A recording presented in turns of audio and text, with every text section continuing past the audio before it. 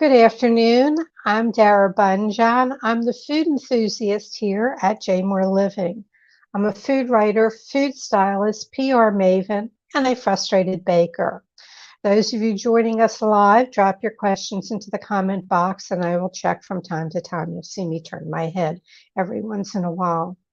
Today's guest, Andy Shallal, an Iraqi-American artist, activist, philanthropist, entrepreneur, best known as founder and CEO of the unique chain of restaurants that are also bookstores and performance venues, Busboys and Poets. Founded in 2005, Busboys and Poets today remains a popular restaurant and community resource for artists, activists, writers, thinkers, and dreamers.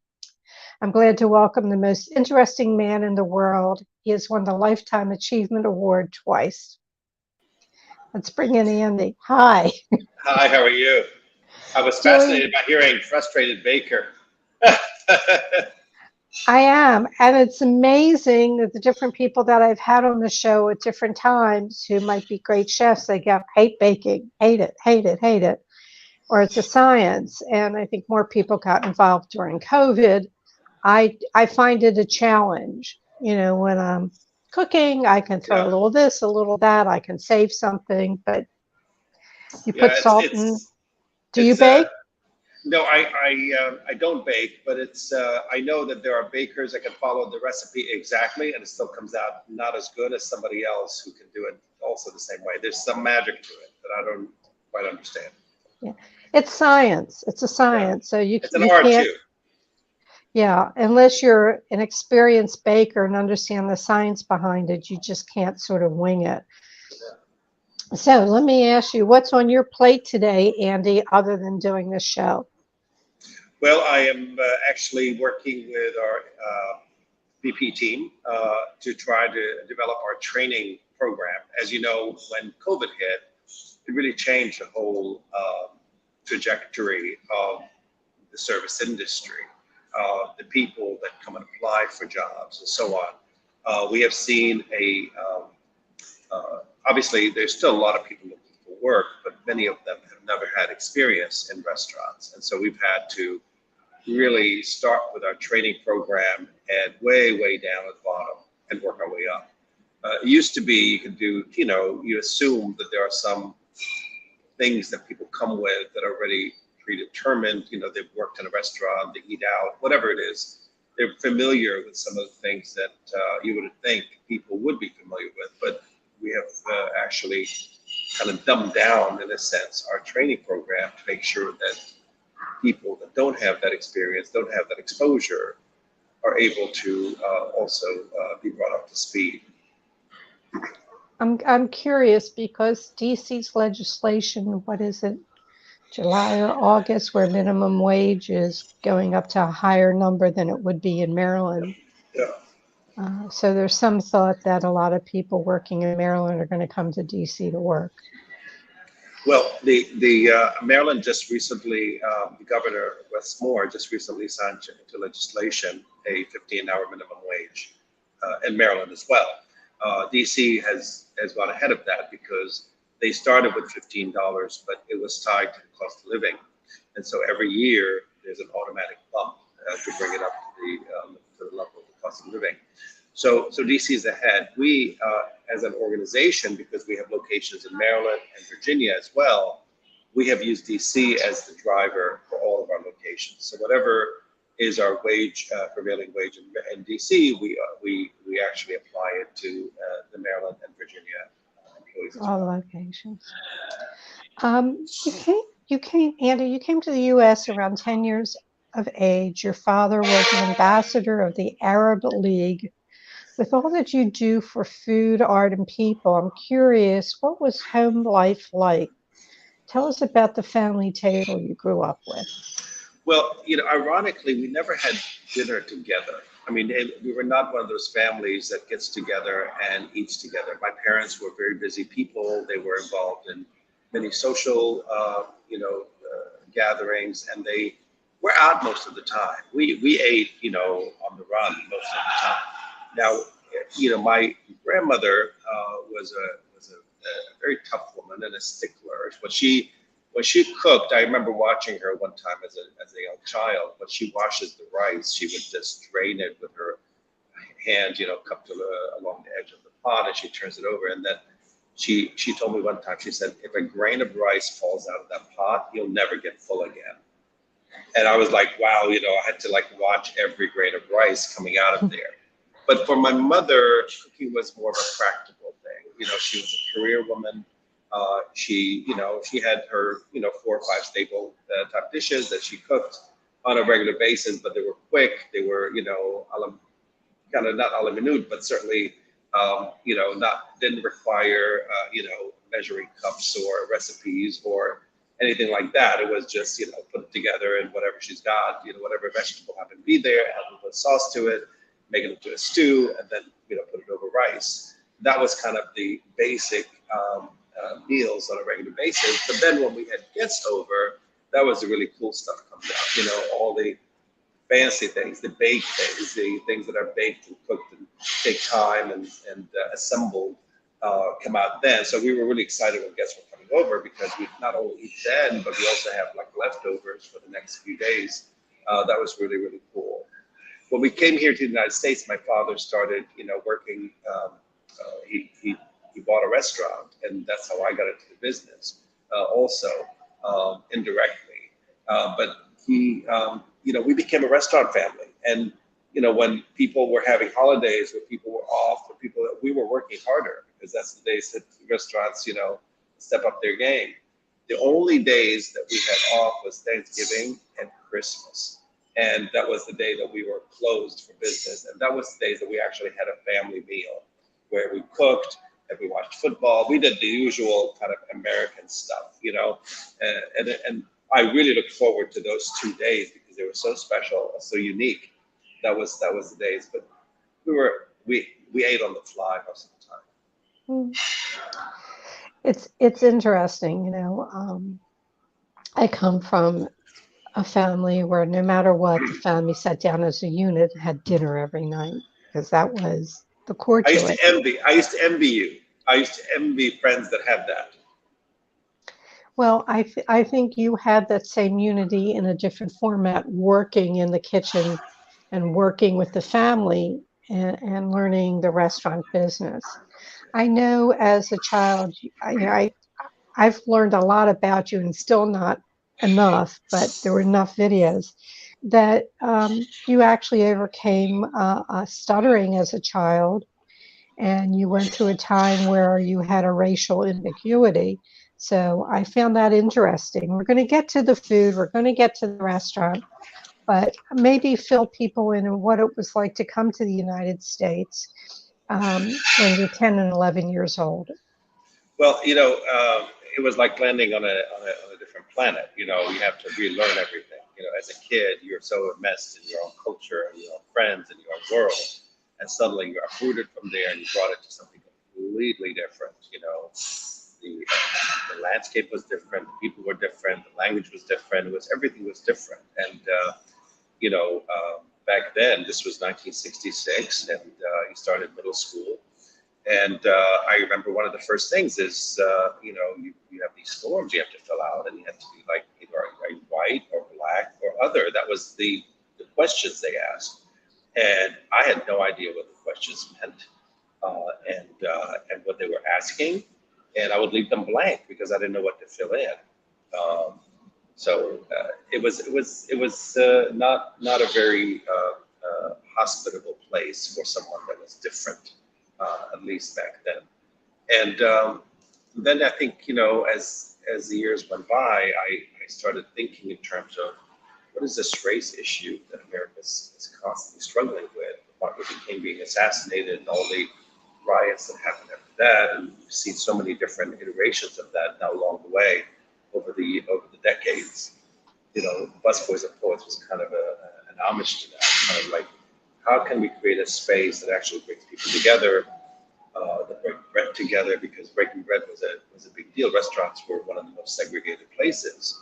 Churches and restaurants, those were the places people did not mix. And I wanted to create an opportunity for people to interact with one another in a space that is not just a workspace, but a space that's more social. And I think when people eat in the same space, something happens. The barriers break down. People start seeing each other as fellow human beings as opposed to the other. And that was kind of the impetus behind my interest in really Busboys and Poets. At the top of your menu, which I made copies of, I went for hamburger yesterday. At the top of your menu, it says Busboys and Poets is a community where racial and cultural connections are consciously uplifted, a place to make a deliberate pause and feed your mind, body, and soul, a space for art, culture, and politics to intentionally collide. We believe that by creating such a space, we can inspire social change and begin to transform our community and the world. And you have had your hands in so much, and you've had such success. You opened 2005 with your first Busboy and Poets. I know the story behind the name that you chose, but why don't you fill people in? Why did you call it Busboys and Poets? Busboys and Poets is named after the great poet of the Harlem Renaissance, Langston Hughes. Langston Hughes, who was in his early 20s at the time, this was 1924, here in Washington, D.C. He worked at a hotel called the Wardman Park. And the Wardman Park Tower is still there, actually. It was owned by Marriott and Sheraton, and now it's become very, very high-end condos, actually. So he worked there at the restaurant at the Wardman Park, and one day, a very famous poet by the name of Vacha Lindsay happened to walk into the restaurant, and the young Langston Hughes saw him, and he was, of course, writing poetry by then, but really not recognized a lot by mainstream. He was known as someone who's a writer, but not to the level that he became. And so he slipped some of his poetry next to Vacha Lindsay's plate. Vacha Lindsay's white, and of course was able to eat in the restaurant, but Langston Hughes couldn't. He could work in the restaurant, but couldn't eat there. He slipped some of the poetry next to Vacha Lindsay's plate. Vacha Lindsay picked up the poetry, looked at it, and shook his head approvingly. The next day, on the way to work, Langston Hughes picked up the newspaper, and on it, it said, there was a headline says that Vacha Lindsay had discovered a busboy poet. And that sort of became the impetus behind him then breaking out of working in the restaurant and actually becoming a full-time writer, poet, speaker, traveled all over the country, made his living out of his poetry and his writing. So that was kind of the inspiration behind the name. The building we are in, we're in a condo building, actually. We occupy the first floor of the condo building. Our first location at 14th and B was actually named the Langston Lofts. So it was, it was obvious for me to be able to use that name and, make sure that people understand, because the gentrification that's taking place around here is quite remarkable. I mean, it's very fast, especially at one point it was going so fast you couldn't even keep up with it. Like every other day there was a building coming up, and with all these iconic names of people that lived here. For instance, there was a building named the Ellington, which was named after Duke Ellington, the great composer and a Black composer, and who lived also in Washington, D.C. back in the 40s. But that building, many of the people who were moving in had no idea that that was actually named after Duke Ellington. They may have thought it's named just a name, or maybe named after a developer's last name or something. And on the first floor, at one of the in that space, they had a tanning salon, which was really odd because you have a tanning salon in a building that was in an area that was predominantly Black, was called Black Broadway, and in a building called the Ellington. So it was kind of a little tone deaf, honestly, in the sense that you have this business that had no connection whatsoever to the community and the space that it's coming out of.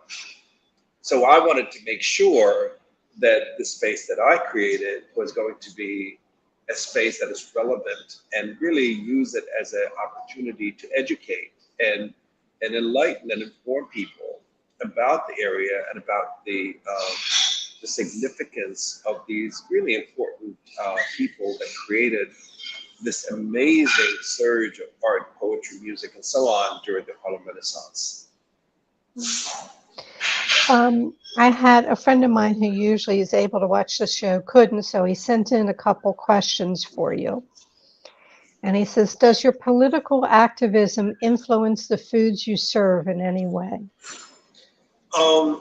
You know, that's a really good question. At some level, it does. We have moved much closer to veganism and vegetarianism. I know that's a really important issue. My wife is vegan, mostly vegan. She does some vegetarian stuff, but mostly vegan.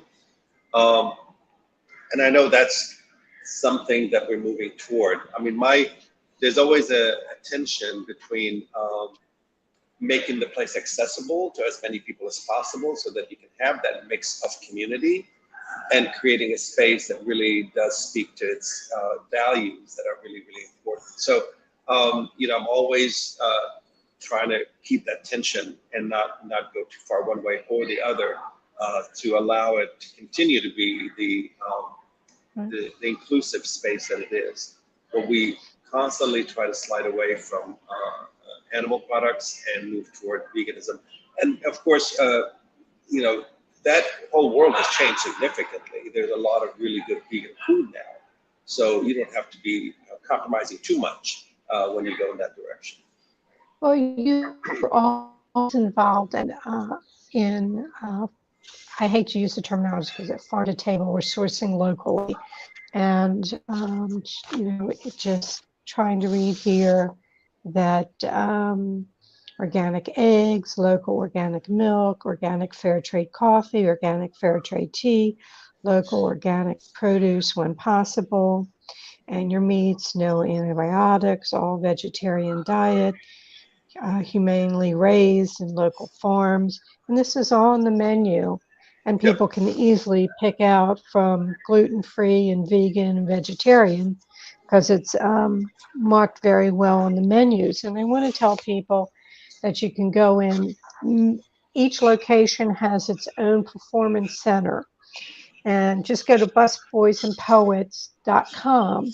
There are 9 locations in the Maryland, D.C. area, Virginia. One in Columbia, one in Baltimore, numerous ones in D.C., Virginia, and check out. But the community of poets and artists that you support. When I was in the Baltimore location yesterday, I've been to Columbia. You have the screen, and you talk about the artwork that's on display, who the artist is. You also had a QR for people to click on to help support the group that is supporting Don't Ban Words or Don't Ban Books. I can't remember the name of it. Yeah. So it's constantly there. The performers, it could be poets, it can be drag queens, it can be comedians. The shows are not expensive, but you need to get your tickets in advance, $5 or $10, depending on who it is, and all the food. And the food's great. I mean, you have small plates, soups and chili, burgers. I got the busboy burger, and it comes with either a Caesar salad or a house salad, fries, or your sweet potato fries. And the young lady said to me, she says, "You don't mind cinnamon on your sweet potato fries, do you?" And I said, "No." You know, I thought they were well trained, and, you know, considering that staff is hard to find, they have sandwiches, paninis, sides like collard greens or crab grits, fruit bowls, wild rice, breakfast until 3 o'clock every day, and brunches served on Saturday and Sunday. I don't want to forget the food in the restaurant because I am the food enthusiast. And we'll tell you, it was a really good hamburger. I had been craving one for a while, and it hit the spot. We have Earth Day coming. You've won numerous awards for your green initiatives, as we were talking about. Can you tell us anything more than what I covered as to what you've done in your Well, initiatives?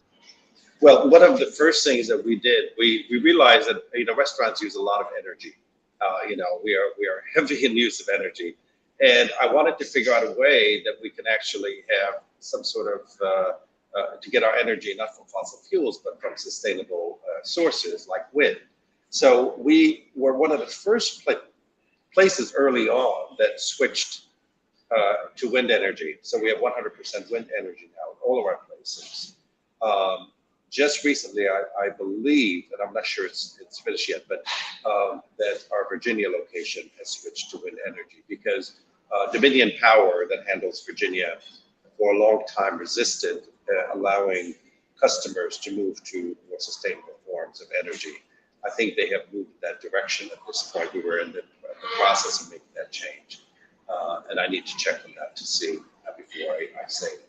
But yeah, all of our locations otherwise have had a wind energy because I do realize that, the amount of energy that restaurants use, that we can take care of that part, that's really important. The other part I think about sustainability is creating job opportunities and the environment so that sustainability isn't just about the environment, it's also about the community.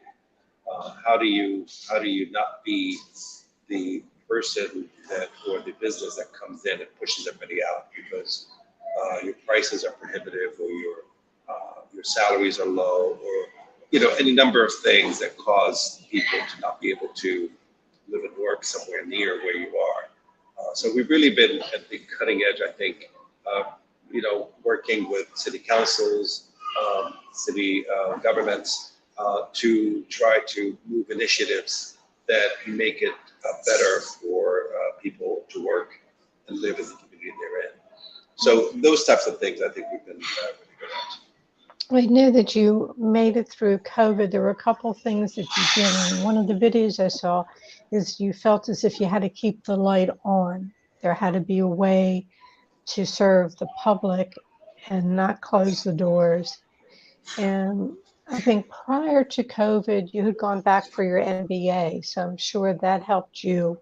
And I have to believe that you have a hell of a team for how wonderfully well run in the marketing and the social media and everything that I see with Busboys and Poets.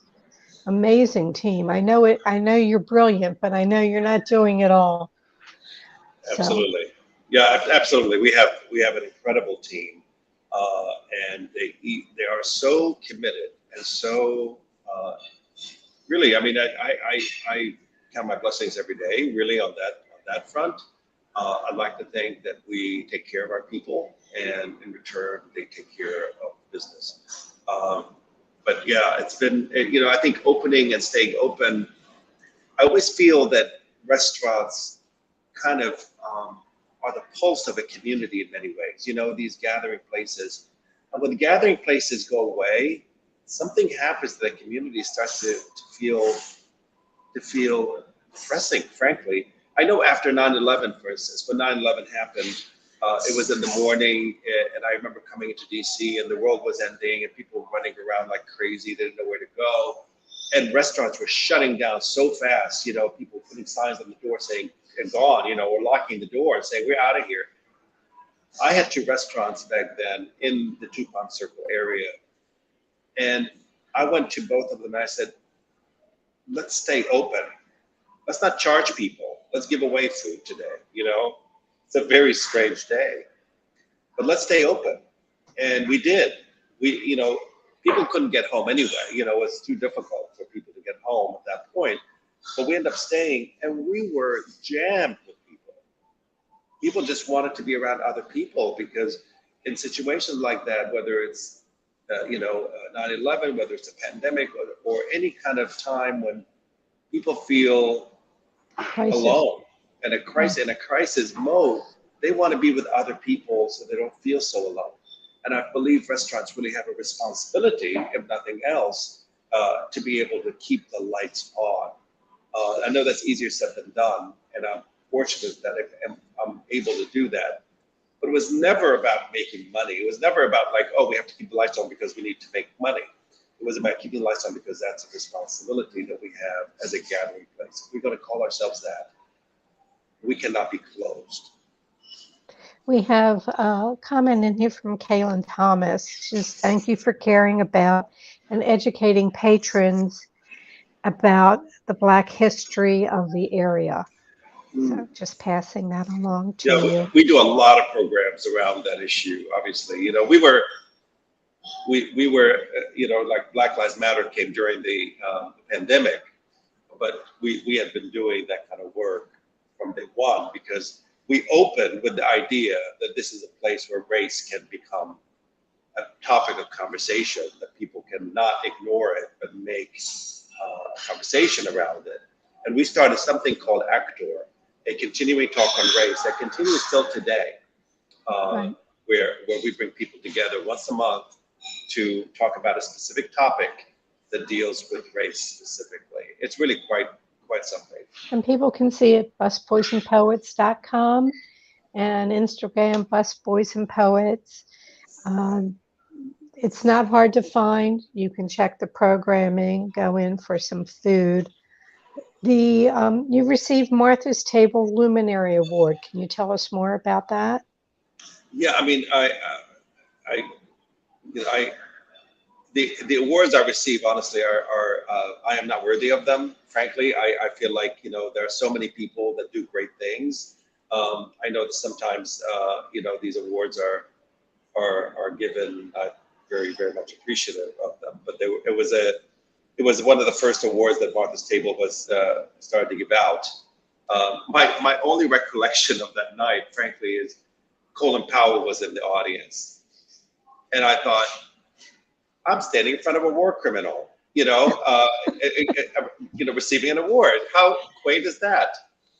So I know people really excited about going, say hello to him and all that, but I refused. I didn't think. That's a whole other interview. That's a whole other topic, right? Yeah. Right, exactly. and politically, I'm not equipped to go very, very deep. I get it. Yep. Yeah. I'm just looking through my notes. From the first Busboys and Poets to the 9th, which was Columbia or Baltimore? The 9th was Columbia. Columbia. What's the biggest lesson learned?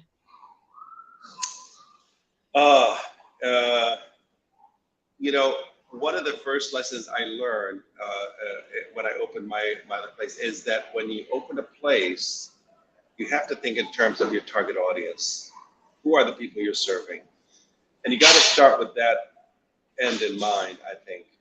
And I think sometimes we tend to think, oh, I've got a great idea, you know, and if nobody else cares about it or nobody else in your community, you know, thinks it's a great idea, there's no point in doing it. I always feel like, you know, the world has enough hamburger joints, the world has enough French fry places, the world has enough, you know, places to buy whatever. There's got to be something else that you have to bring to the table to make it worthy of the community that you're coming into. So I always feel like, you know, I learned that lesson along the way. Start with the end in mind, so that you can actually have a North Star to work toward. But there's so many lessons. I mean, I don't know where to begin. Frankly. Okay.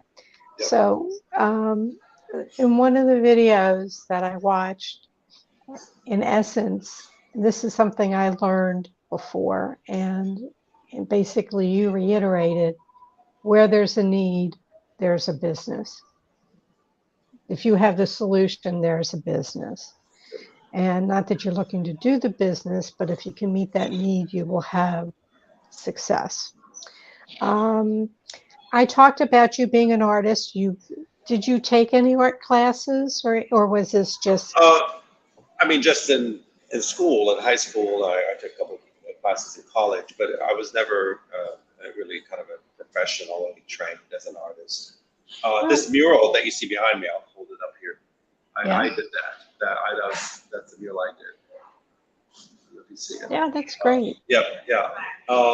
This is in one of my locations, and every location I do a mural, kind of like set the tone of the place in a sense. You know, the idea of every picture tells 1,000 stories. That having the picture there for people to see, so they know where we're coming from. And so I love art. It's something that I've always retreated to in times of crisis for myself personally, and it's been served me well. Is there a 10th Busboys and Poets in the works? There's always something in the works, right? Yes, there is, and I'm always looking for options. At this point, I think in our development, I'm always looking for a really good partner, a developer specifically, who understands the concept, who appreciates the concept, who's not just looking for another restaurant to have. There's plenty of them that they'd be happy to do whatever, but we are unique, and therefore we make our margins are different. The way we operate is different, and so it needs to have a partner or a developer that gets it. And once we have that, I think you can move forward in that direction. Yeah. I just had a thought, and boom, it's gone. That happens a lot at my age. Yeah. Tell me about it. I just need that little sign, like in a cartoon, to pop up and right, exactly. It will. When we finish the conversation, they'll come up. I know that also during COVID, you hired artists to keep them busy, to paint windows. I mean, there's so much you have done and instigated. And all of these things, like you said, Dara, they come out of a need, right? I mean, I remember that thing about hiring artists. I remember walking around on a morning, like a Monday morning or something. The place looked like a neutron bomb had just landed, and then everybody was not there. There were no human beings, and it was eerie, right? It was weird. It was depressing. And I walked by and see these dark places that once had like people eating and having coffee and laughing and enjoying themselves. And here it is, just dark on all sides. Nobody's walking. People cross the street when they see somebody else coming. It was weird. And I thought, you know what? All these are billboards. These windows are billboards. We need to fill them up with joy. People need to see joy. And so I started painting. I started putting paint on there. And it's people said, "Oh, this is fun." And I said, "Well, I can't paint every place here, so let's hire artists." So we hired these artists. We got money for them, and we were able to pay them for each painting. They were paid. And so we had like dozens of artists all over the city. I called Jose Andres and I said, "Jose, can we paint your places?" We had to get permission, obviously, from people to allow us to paint them. And Jose said, "Absolutely." And we sent a whole bunch of people to his place to paint them. And it just took off after that. They were doing them in other cities. They were doing it in other countries even. It's kind of cool. It's fabulous. Thank you. I don't know if people say that, but Karen Thomas did. I say thank you. Thank you. For bringing art to the forefront. And for you, I am not Langston Hughes. I'm going to ask you some questions after this. Okay. But founder of Busboys and Poets, Andy Shallal, he makes it a better world for all. Good food, drinks, books, arts, and shows. A trip to Busboys and Poets, you will forget your woes. Ta-da! I love it. I was telling Jen, the producer, I said, I thought I'd try to write a poem. I'm not. I love it. Okay, so my typical questions. The best bite you've had all week. The best what? Bite? Bite. The best piece of, what did you eat this week that was fabulous? Let's see, I had something really good the other day. Oh, it was ramen. I had ramen over in Annis Morgan, a vegetarian ramen bowl. I love ramen. I love noodles. If I'm going to go between the two, I'm more a pho person than I am a ramen. If you could go back and give your 18-year-old self a piece of advice, what would it be? Slow down. Sometimes I think we think in terms of life as being a goal to get to, and we forget that life is what you're living right this minute. And I think sometimes I had too much of this forward thinking. I remember, and I always feel like like the forward idea. So I went to Nepal to do Everest Base Camp, that big trek to get to Everest Base Camp.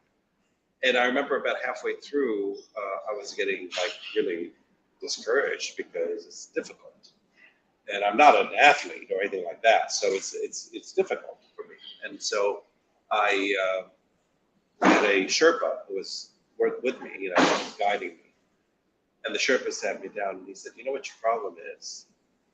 You're always looking ahead, and you see how insurmountable this mountain looks like. You need to stop by sometimes and turn around and look behind and see how far you've come and how much you've climbed." And that was like a simple statement, right? And it seems rather obvious, but it was such an aha moment for me that it changed a lot of how I perceived. So every now and then when I was feeling out of it, I would turn around and say, damn, I've done a lot. And it gives me that much more to go forward. I'm not sure if you bother to cook at any time, but have you ever had a culinary fail? Oh, yes, I did. I did not. We invited some friends this last weekend, and I wanted to make couscous. I don't know if you've ever made couscous, but it's not easy to make because you have a variety of vegetables that all cook in different, times, right? Mm-hmm. Like a turnip takes a lot longer than a zucchini, for instance, and a acorn squash takes a lot longer than a sweet potato or something like that.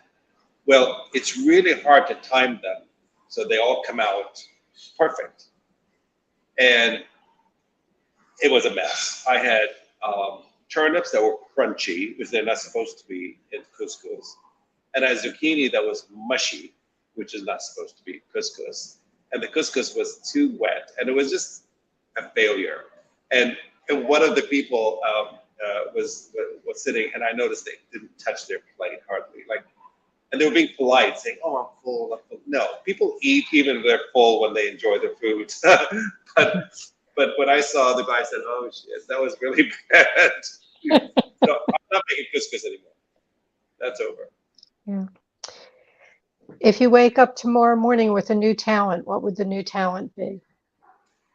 A musical instrument.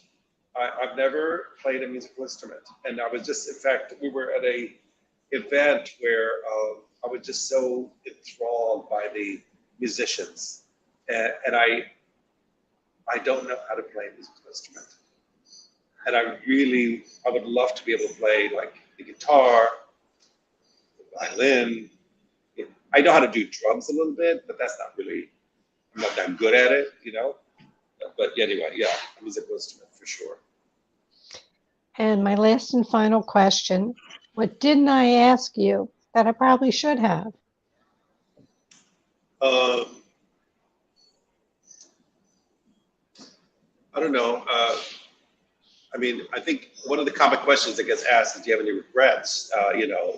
Would you do anything differently? And you asked me that about, what you would tell your 18-year-old self. But I always feel like that's an odd question because regrets are so Negative.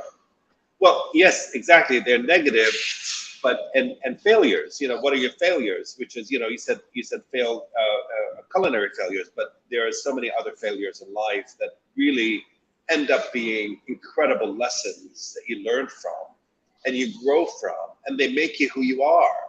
So I don't believe in failure at all. I do not. I used to. Obviously, my younger self knew that, thought there was failures, but now I see those are moments that shape you, that make you amazing, that harden you, that make you more resilient. All this stuff, and I wouldn't let any of that go away. I love every moment now. Looking back at it, it wasn't so easy during it happening, but certainly looking back at it, I think that made me who I am, and I'm happy with who I am. Well, you should be. I want to thank you, everybody. If you didn't hear it before in our conversation, Busboys and Poets.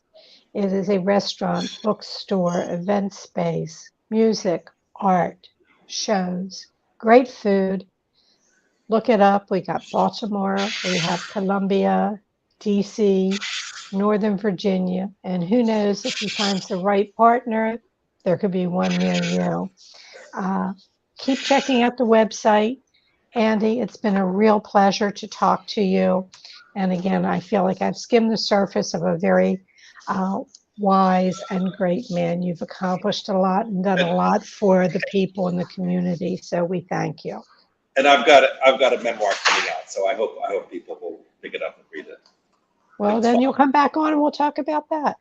There we go. Thank you, Dara. Thank you. Take care. Okay, everyone. Let's see. Next week's show. Let's see. Next week's show, my guest will be Jennifer Abadi, a researcher, developer, and a preserver of Sephardic, Mizrahi, and Judeo-Arabic recipes and food customs. She is a culinary expert in the Jewish communities of the Middle East, Mediterranean, Central Asia, and North Africa. She is a lecturer and cooking instructor. Her cookbook is a memoir, A Fistful of Lentils, Syrian Jewish Recipes from Grandma Fritzi's Kitchen, now in its third edition. There is much more to discuss with Jennifer. I hope you will join the live conversation next week. And until that time, if you need to reach me, my email is food@jmoreliving.com, or you can reach out to me on my Instagram @Dara Cooks. All shows are immediately archived in video form on J More Living's Facebook page and jmoreliving.com. Feel free to dig into our video archives of past shows. Take them, listen to them on your walks, your runs, whatever you're doing, listen to them in the car. You don't have to look at us. You just need to hear what we're saying. We truly appreciate it when you share our show with friends and family. It helps the program grow. It keeps a roof over my head partially. And as always, may your plates always, always remain full. Hope to see you next Thursday. Thank you for joining us.